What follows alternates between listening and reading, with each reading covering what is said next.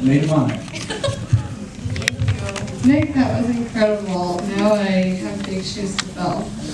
I guess before I get started, I would like to thank Heather and Ron for making this day possible. I know that for Chase, you guys are like second parents. Here we go. And you've really been there for me too, you know, with our parents being long distance. And you guys made all those desserts, so thank you so much. They're delicious. And I love that Chase has an awesome future with great in-laws to look forward to. And to my parents, Alan and Bud Barrington, thank you guys that even from a distance, you're truly so involved and always just so unconditionally supportive and loving. And we just could not, Chase and I speak for both of us, and I say we just couldn't ask for better parents. Thank you guys. Oh, it is so truly hard for me to believe that this day is here. Chase and I have talked about our wedding days for our entire lives, so it is just wild to be standing here giving this speech right now. I mean, from conception to our first steps, to braces and learning to drive, your college graduation, and now your wedding day. Our lives have paralleled each other. We have been inseparable for all 22 years. Chase was always a little bit wilder than me. I was always the cautious one trying to tell her that no trespassing signs usually meant we probably just shouldn't trespass. But she loved taking pictures, and so that never stopped her until the cops came and affirmed what I had told her all along. But honestly, I don't want to imagine what I would be like without Chase. I would be way less fun than I am, but she probably would have gotten in way more trouble without me. So we balance each other out really well. I think that everyone in this room expects me to say that we have a bond unlike any other because we're twin sisters. And even though you expected me to say that, I really do mean it.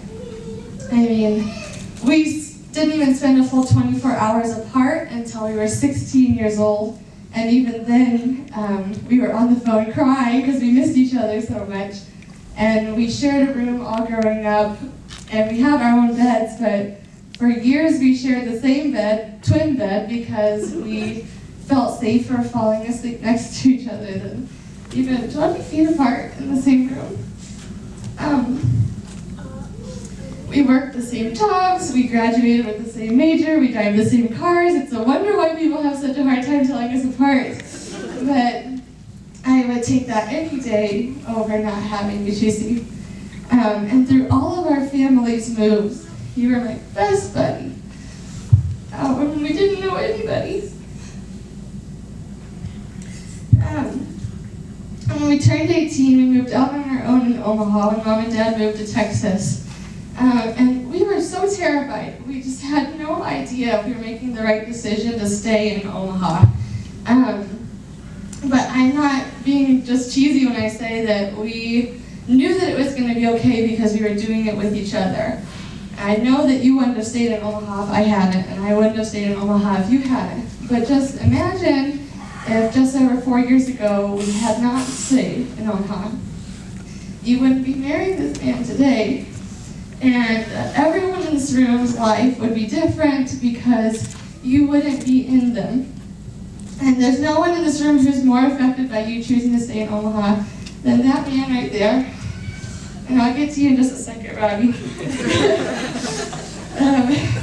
So what's wild to me is I'm willing to bet that besides family in this room, there's almost no one in here who knew Chase before she met Rob. Not really knew her. We had lived in Omaha for several years before we met any of you guys, really. But about 2 years ago, Chase made the decision to join a journey group through Christ Community Church, and that's where she met this huge community of friends, or at least the seeds that planted this huge community of friends for us. And Rob was a part of that ocean of blessings that we received about 2 years ago. And in this time, I really started to see Chase change. She she's always loved the Lord. But in this time, I just saw her just running after Jesus. And it was so apparent to me that Chase was changing. And I wasn't really sure why. But my point in telling you this is that because most of you didn't know Chase before Rob, most of you don't know Chase without Rob. You don't know how remarkably this love that we're witnessing tonight has shaped Chase.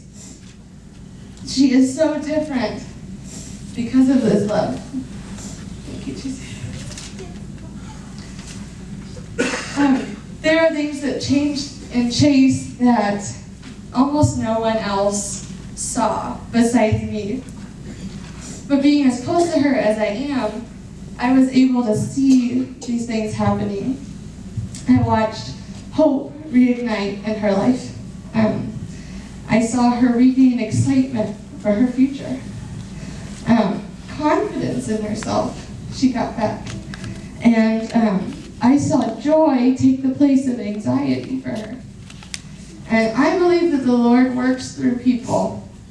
And I truly believe that the Lord did this for Chase through Robbie. I will always remember this one day before Chase and Rob were even dating. I was just having a conversation with Chase, and she was telling me about this crush she had on Rob. And we were just having a conversation, but if any of you know Chase very well, she can get emotional pretty easily, which, I clearly don't. But I didn't expect it this time. We were just having a talk. She was telling me, like, oh, how cute he is. He's so funny and all this. And then all of a sudden she starts crying. And so then I was like, what? What happened? And she, through the tears, she looks at me and she's like, I just know I'm going to marry that man. That was 10 days before you asked her out. You have flaws, you're human, that's okay, but she doesn't see them. Like Rick said, she could never be upset with you. It's just incredible. And some people ask me, as the twin sister, how do you feel about Rob? Do you like him? Well, let's start from the beginning. So, when Rob and Chase first started hanging out, I went through a personal time, an emotional time for personal reasons, and it had nothing to do with the fact that they were hanging out. But Rob knew about this, and just out of the blue one day, he brought me a bouquet of flowers. And I remember thinking, either this guy is really smart, sucking up to Chase's twin sister, or he's just an amazingly genuine man. And it did not take long for me to realize that he is truly the most compassionate man. And if any of you have seen Rob with his little brother Josh, you know what I'm talking about. He's just something else. Rob and I probably have about as good a relationship as a twin sister can have with a brother-in-law now. How crazy. I feel proud to tell people that my sister is dating a Rob. Even if you do, only wear clothes from Goodwill. You still look great. You have a reputation for being awesome, and I love that. You taught me how to rip stick. You taught me how to hack stack. You taught me how to throw a frisbee halfway decently, and I'm horrible at all of those things still, but he is so patient through all of it, and I'm so grateful for that. Love spending time with you. But still, I'm serious when I say there's just nobody who deserves my sister. There's no man who could ever love her well enough, appreciate her enough, deserve her. And tell you, Rob, I've just never met a single person worthy of Chase until you. And I can finally say that Chase deserves Rob and Rob deserves Chase. And that's saying a lot. Your relationship has just been marked by unconditional love and adventures, and probably some people would say best of all, laughter. she's probably laughed more in the 2 years with you than the 20 years before you combined. But to me, most importantly, you lead my sister closer to Christ, and you would show her that she is wonderfully and fearfully made every day. It's so cool. I've lived with Chase my whole life, and I'm a bit of a worrywart. Some people know that about me. Almost every night before bed, I text her to make sure that she's safe. Just want to know where she's at all times, things like that. I'm sure that Rob loves that. But I just want to know that JC is safe and happy. Those are the two most important things to me.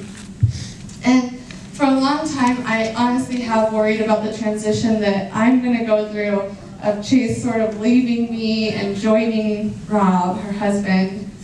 I just worried about it because I'm not going to be her keeper anymore. But I know that I can go to sleep peacefully tonight knowing that she's with a man who's going to work every single day to make sure that she's just that, safe and happy. I will never forget to praise Jesus for you, Robbie. So thank you so much for allowing me the privilege to share in your joy tonight. I am so utterly overjoyed for you guys. So please raise your glasses and toast to the couple who's known more love than most of us will in a lifetime. To Chase and Rob and forever.